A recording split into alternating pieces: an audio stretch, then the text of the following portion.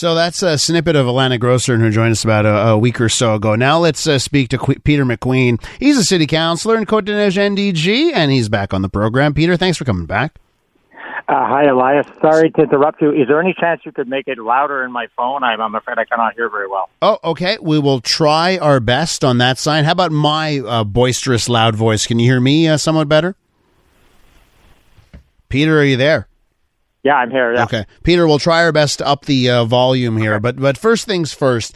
Let's get your response to the citizens and maybe Projet Montréal and the administration. Their response to the citizens in NDG that say this: that the flooding has been happening for decades and decades and decades. It is not a new climate change experience, and that something has to be done to fix the infrastructure.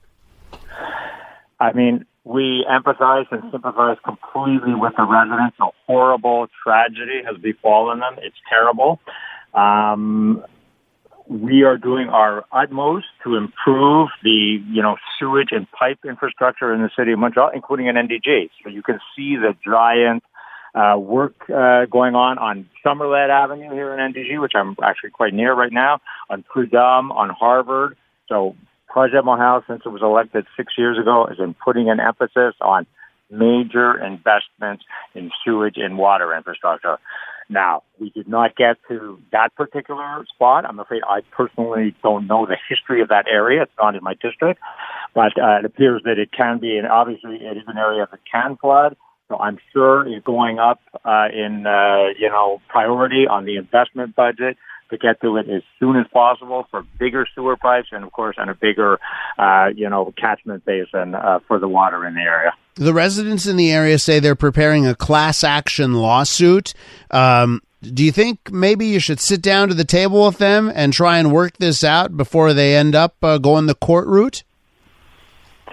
Yeah, like I said, I sympathize with them, and I completely understand, and it's within their rights to go for it. I'm not a legal expert, so I'm afraid I do not know what the chances of them getting, what's really good is whether their insurance companies will pay or the city.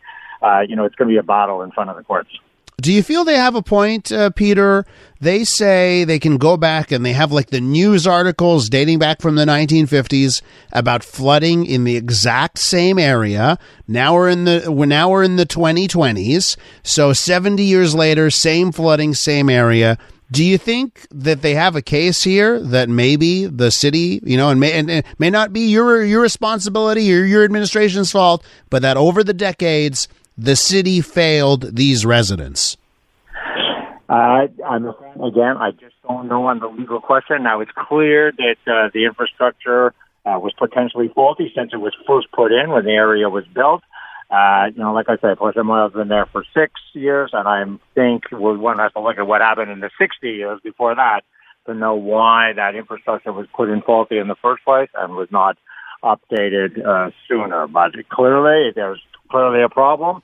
And, obviously it's time now to put in some better infrastructure. I'm sorry to belabor my point here. I'm just trying to get some answers for these residents who are clearly frustrated here. What's your advice to them on what they should be doing here? Because it doesn't seem like, they're looking for solutions, and it doesn't seem like any are forthcoming. Like I say, part of the insurance company will be their insurance companies trying to sue the city. So, that's the way it works. Okay, Peter, let me just move things along here. Let's just talk about other things that are happening in Côte-des-Neiges NDG, and a place that I may end up living again. I'm considering moving from downtown because over the last 6 years, the downtown area has become unlivable for a lot of people with the issues surrounding drug use that is happening on the streets and what we're seeing on the streets in the downtown area. So I'm thinking about moving, and I'm thinking about going to NDG. My worry is that I'll move to NDG and those issues that are now downtown and some other areas nearby will expand over to Côte-des-Neiges NDG. What are you seeing in your borough? What is happening when it comes to issues of drug use, homelessness on streets? Has it come out to NDG? And what can you tell us on that front? We have seen some homelessness and some drug use in NDG. along the Cary Expressway from Villa Maria and past Snowden, there's definitely a bit of action there. You know, they tend to be begging money from cars. There's also a bit maybe near Vendôme Metro and into Georges St. Pierre Park. We are aware where the community is stepping up its patrols to keep an eye, make sure there's no needles in the park, things like that. Of course, it's much more minor than downtown. You know, obviously NDG is a family community, and our first priority is keeping the parks and the metro stations and the buses in our neighborhood, you know, safe for kids, families, teenagers, older folks. That's priority number one. If proposals are sent to you and people say, hey, we've got an issue in NDG and we should now open up supervised injection sites, safe injection sites, maybe provide safe supply, maybe decriminalize or look the other way on drug use, do you think that would help or hurt the problem in NDG? Oh, that's a good question and a tough one. You know, I have mixed feelings. I think like most Montrealers, most Canadians, I think we have to be evidence-based. So I'm willing to look at the evidence and, of course, look at a location. You know, it just has to be seen. I mean, I saw how the mayor, you know, right now one of the problems is the drug, you know, the injection sites are safe and legal sort of thing, but the drugs are still illegal. So the problem is the drugs have who knows what in them and cause overdoses and so forth. So it does seem like a bit of a contradiction between those two things that has to be looked at. So making drug use easier could help the problem? Like I said, we're going to be evidence-based, and that's, you know, I certainly myself don't want to encourage any drug use and recommend all young people and all people of all ages don't go down that path. There's better ways to deal with the problems of life. But obviously, if you've got chronic users, something has to be done. All right. So I've hit you with tough topics today that I don't know if, and I know on the flooding thing, maybe you don't have the answers on that. And of course, the drug issue is a complex one. So two tough ones. Let me just throw it to you to wrap this up here and give me the good news from Côte-des-Neiges NDG. The good news is we got some nice festivals coming. It's the season of festivals in August. So put it on your calendar.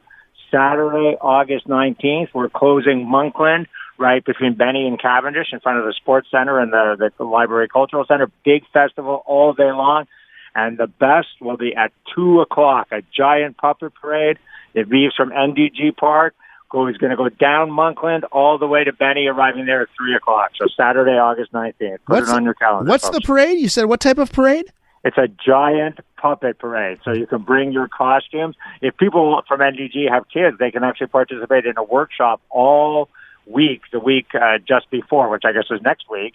Yeah, next week, all week, kids can come to Georges St. Pierre Park down in St. Raymond and build costumes, make costumes so that they can use them in the parade on Saturday. All right, Peter, the giant puppet parade has my attention. Thanks so much for coming on the show this week.